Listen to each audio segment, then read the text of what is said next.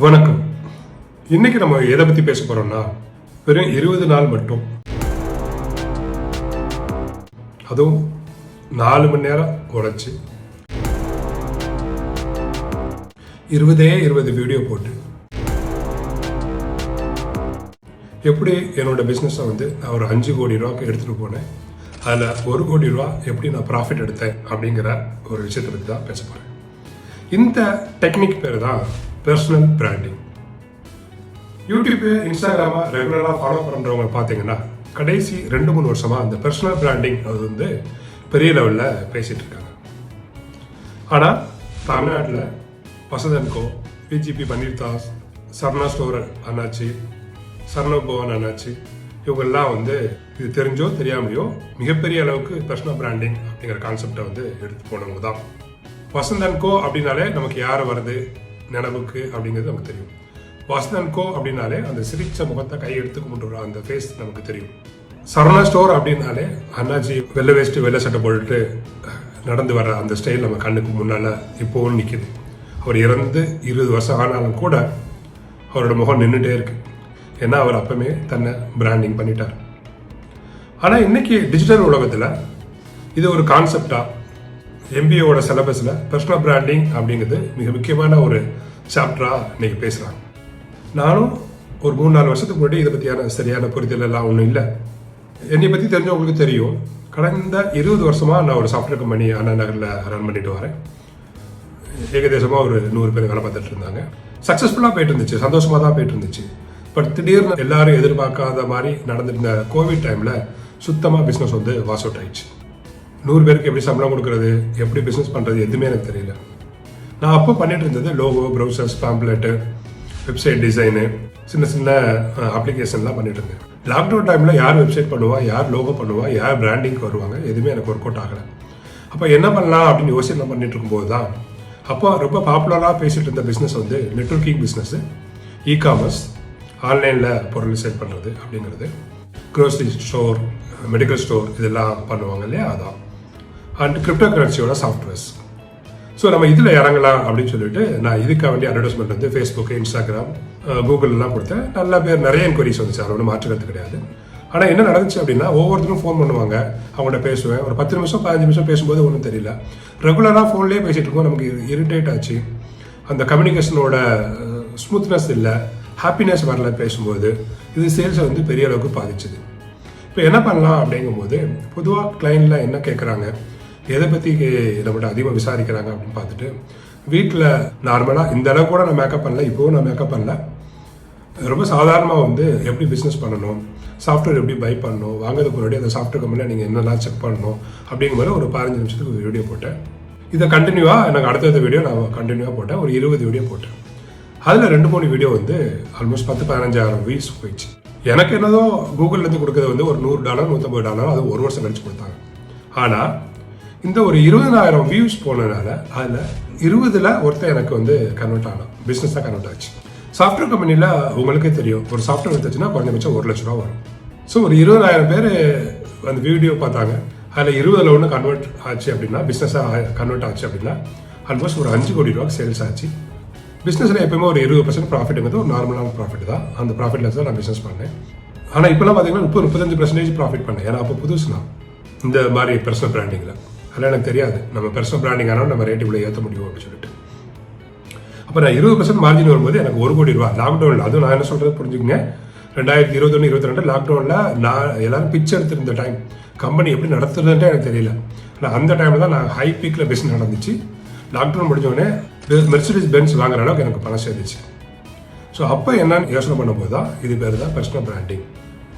நம்ம முகத்தை காட்டி நம்மளோட சக்ஸஸ் ஸ்டோரிஸ், நம்மளோட எக்ஸ்பீரியன்ஸு, நம்ம கிளைண்ட்டை பற்றியான புரிதலை மக்களுக்கு பொதுவாக வழியில் நீங்கள் பேசுனீங்க அப்படின்னா அவங்க உங்கள் மேலே கனெக்ட் ஆகுவாங்க. நீங்கள் நேரடியாக அவர்கிட்ட பேசுகிற மாதிரி அவங்க நம்புவாங்க. அவங்களுக்கும் நம்ம பிஸ்னஸ்க்கும் ஒரு ரிலேஷன்ஷிப் கிரியேட் ஆகும். இது நான் எதாச்சும் சொல்கிறேன் அப்படின்னா நல்லா புரிஞ்சு பாருங்கள். எனக்கு 45 வயசு ஆச்சு. நான் யார்ட்டையாக சிரித்து பேசினா கூட, அது பொண்ணுங்கிட்ட பேசினா என் ஒய்ஃப் கேட்பாங்க, இந்த வயசில் உங்களுக்கு என்ன சிரிப்பு வேண்டியிருக்கு, பொண்ணுங்கிட்ட போய் அப்படின்னு சொல்லுவாங்க. எஸ், அவங்க பையனில் கரெக்டு தான், அதுவும் தப்பு இல்லை. ஆனால் இன்னைக்கு ரஜினிகாந்தோட வயசு என்ன, பேரன் பேத்தி எடுத்தார். ஆனால் அவர் ஒரு 25 வயசு 30 வயசு பொண்ணோட டான்ஸ் ஆடுறாங்க, நம்ம அதை பார்த்துக்கிறோம், சிரிக்கிறோம். எதனால் அந்த கனெக்ஷன் வருது அப்படின்னா, அவங்க நேரடியாக அவங்களோட எண்ணங்களை, அவங்களோட எதிர்பார்ப்புகளை, அவங்களோட ஆசைகளை அவங்க ஸ்க்ரீனில் காட்டுறாங்க. நமக்கு மனசுக்குள்ளே போய் அது ஒரு கனெக்ஷனாக, அது ஒரு ரிலேஷன்ஷிப்பாக அங்கே ஃபார்ம் ஆகுது. அதே மாதிரி தான் பிஸ்னஸில் நீங்கள் ஒரு யூடியூப்லேயோ இன்ஸ்டாகிராம்லேயோ ஃபேஸ்புக்கில் ரெகுலராக நீங்கள் பேசிகிட்டு இருந்தீங்கன்னா அவங்க உங்கள் கஸ்டமரோட நீங்கள் ஒரு ஃப்ரெண்ட்ஷிப்பாக ஆட்டோமேட்டிக்காக கனெக்ட் ஆகும். நீங்கள் ஒரு ட்ரஸ்ட்டை பில்ட் பண்ணுவீங்க. உங்களோட எக்ஸ்பீரியன்ஸு அவங்களுக்கு ஒரு ரிலேஷன்ஷிப்பாக உங்கள் மேலே உருவாகும். அதுக்கு நீங்கள் என்ன ரேட்டு அதிகமாக சொன்னாலும் சரி, நீங்கள் என்ன பிஸ்னஸ் பண்ணாலும் சரி, உங்கள் மேலே ஒரு நம்பிக்கை கிரியேட் ஆகும். இந்த கான்செப்ட் அடிப்படையில் தான் பர்சனல் பிராண்டிங்னு சொல்கிறாங்க. இது பண்ணுறது ஈஸி தான், ஒன்றும் பிரச்சனை இல்லை. ஆனால் ரொம்ப கேர்ஃபுல்லாக பண்ணணும். கொஞ்சம் நெகட்டிவானா கூட உங்கள் நேம் அப்படியே ஸ்பாயில் ஆகிடும். இது எப்படி பண்ணுறது அப்படிங்கிற என்னோட எக்ஸ்பீரியன்ஸ் தான் உங்கள்கிட்ட இன்னைக்கு நான் சொல்ல போகிறேன். முதல் விஷயம், நீங்கள் எந்த இண்டஸ்ட்ரியில் இருக்கீங்களோ அந்த இண்டஸ்ட்ரியில் குறைஞ்சபட்சம் ஒரு 5 வருஷம் மாதிரி எக்ஸ்பீரியன்ஸ் இருக்கணும். உங்களோட எக்ஸ்பீரியன்ஸில் உண்மைத்தன்மை இருக்கணும். உங்களோட கஸ்டமரை என்ன எதிர்பார்க்குறாங்க உங்கள்கிட்ட அப்படிங்கிற ஒரு புரிதல் இருக்கணும். அது எல்லாத்தோட நீங்கள் பேசுகிறது உண்மையாக இருக்கணும். அவங்களோட தேவைக்கு ஏற்ற மாதிரி நீங்கள் பேசணும். அவங்களோட தேவையை புரிஞ்சு பேசணும்.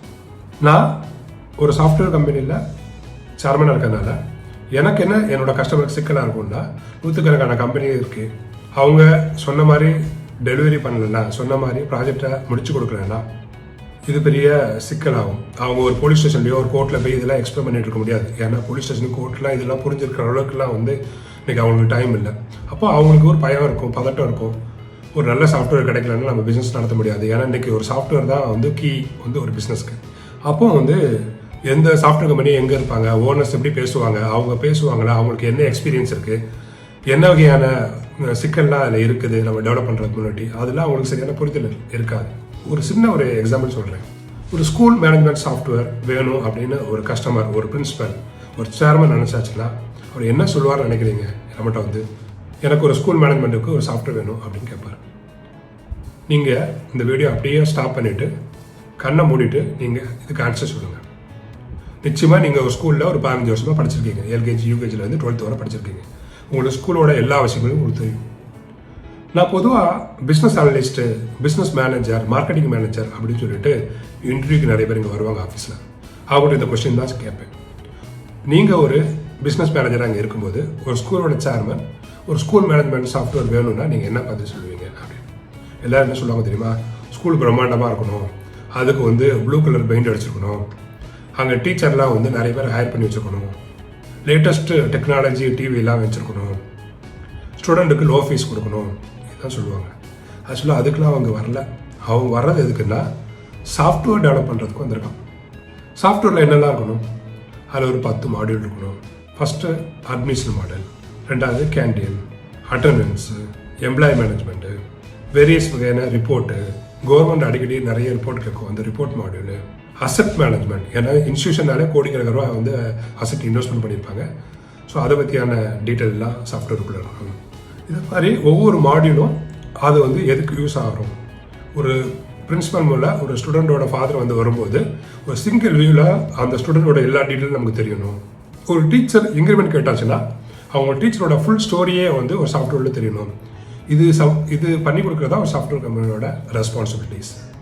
இப்போ நீங்கள் யோசனை பண்ணி பாருங்கள், இதுதான் நீங்கள் ஆன்சராக சொன்னீங்களா? இப்படி தான் நான் சாஃப்ட்வேர் பண்ணுவேன் அப்படின்னு சொல்லிட்டு நான் ஒரு வீடியோ போடும்போது எல்லா பிரின்சிபலும் என்கிட்ட எந்த கொஸ்டின் இல்லாமல் எனக்கு ஆர்டர் கொடுத்தான். என்ன காஸ்டிங் கூட கேட்கல. இதே நான் 2015-16 பண்ணும்போது நான் சென்னையிலேருந்து சேலத்துக்கு போவேன், திருச்சிக்கு போயிருக்கேன். காலையில் 9 மணிக்கு வர சொல்லுவாங்க, போவேன். 12-1 மணிக்கு கூப்பிடுவாங்க, சார் கூப்பிட்டாங்க, உள்ளே போவேன். தம்பி சாப்பிட்டு வாங்க பேசலாம் அப்படின்னு சொல்லுவாங்க. சரின்னு சாப்பிட்டு போய் ஒரு 1/2 hour சாப்பிட்டு உட்காந்துருப்பேன். கடைசியில் ஒரு 5:30க்கு வருவாங்க. பண்ணிக்கலாம், ஒன்றும் பிரச்சனை இல்லை, நீங்கள் நாளைக்கு ஹெச்ஓடியை பாருங்கள் அப்படின்னு சொல்லிட்டு அந்த சேர்மன் போயிடுவார். நமக்கு இங்கே 20 பேர் 25 பேர் நமக்கு எம்ப்ளாயி நம்ம வெயிட் பண்ணிட்டு இருப்பான் நம்மளோட சின்ன ஃபீட்பேக் இருக்க வேண்டி. ஆனால் நம்ம அங்கே அனாத மாதிரி நம்ம ஃபுல் டே வெயிட் பண்ணிட்டு இருப்போம். ஆனால் இப்போ நான் அந்த வீடியோலாம் போட்ட பிறகு என்கிட்ட அவங்க பேசுகிறதே இல்லை. நேராக ஜெயன் ஒருத்தர் இருப்பார், அவர்கிட்ட ஆர்டர் கொடுத்துருங்க, அவர் எல்லாரும் அவருக்கு தெரியும், அவர் வீடியோ பார்த்துட்டேன்னு. என்னை தேடி பிரின்சிபல் வராங்க, என்னை தேடி சேர்மன் வராங்க, என்னை தேடி ஹெச்ஓடிஸ் வராங்க. ஸோ எனக்கு எவ்வளோ பெனிஃபிட் பாருங்கள். ஃபஸ்ட்டு பெனிஃபிட்டு, நான் எங்கேயுமே ட்ராவல் பண்ணேன்டா. 2வது பெனிஃபிட்டு, நான் என்ன சொல்கிறேனோ அதான் காஸ்டிங்கு. 3வது, நமக்கு மார்க்கெட்டிங் டீமும் செட் பண்ணணும்னு அவசியமே இல்லை. இது பேர் தான் பர்சனல் பிராண்டிங்.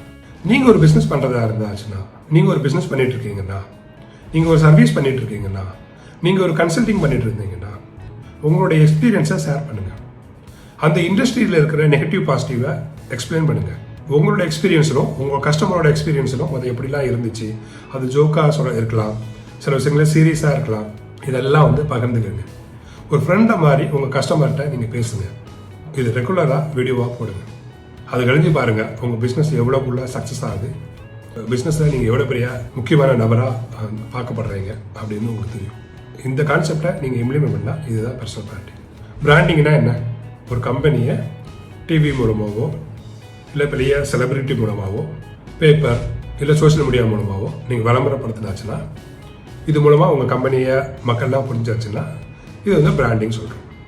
இதில் என்ன சிக்கல் இருக்குது அப்படின்னா, ஒரு செலிபிரிட்டி மூலமாக நீங்கள் விளம்பரப்படுத்தி அந்த செலிபிரிட்டி மேலே எதாவது நெகட்டிவ் ஆயிடுச்சுன்னா நமக்கும் அந்த பிஸ்னஸ் வந்து நெகட்டிவ் ஆகும். அதே மாதிரி நீங்கள் ஒரு பிஸ்னஸ்க்கு அட்வர்டைஸ்மெண்ட் பண்ணுறீங்கன்னா அந்த பிஸ்னஸ்க்கு நீங்கள் ரெகுலராக அட்வர்டைஸ் பண்ணிகிட்டே இருக்கணும். நீங்கள் புது பிஸ்னஸ் பண்ணீங்கன்னா அதுக்கும் தனியாக வந்து நீங்கள் அட்வர்டைஸ்மெண்ட் பண்ணணும். இதே நீங்கள் செல்ஃப் பிராண்டிங் ஆயிடுச்சு அப்படின்னா, பர்சனல் பிராண்டிங் ஆயிடுச்சு அப்படின்னா, ஃபார் எக்ஸாம்பிள் இன்ஃபோஸ் நாராயணமூர்த்தி, அவர் என்ன பிஸ்னஸ் பண்ணுங்க மக்கள் எல்லாம் ட்ரஸ்ட் பண்ணுவாங்க, இதெல்லாம் நம்புறாங்க. அந்த கம்பெனியை அவர் எடுத்து போன விதம் அவர் வந்து பிராண்ட் பண்ணார், அவரை பற்றி பல மீடியாவில் பேச வச்சார். அதுதான் வந்து செல்ஃப் பிராண்டிங் இல்லை பர்சனல் பிராண்டிங் சொல்கிறோம். பர்சனல் பிராண்டிங் நீங்கள் சர்ச் பண்ணீங்கன்னா பல விஷயங்களே பேசுவாங்க.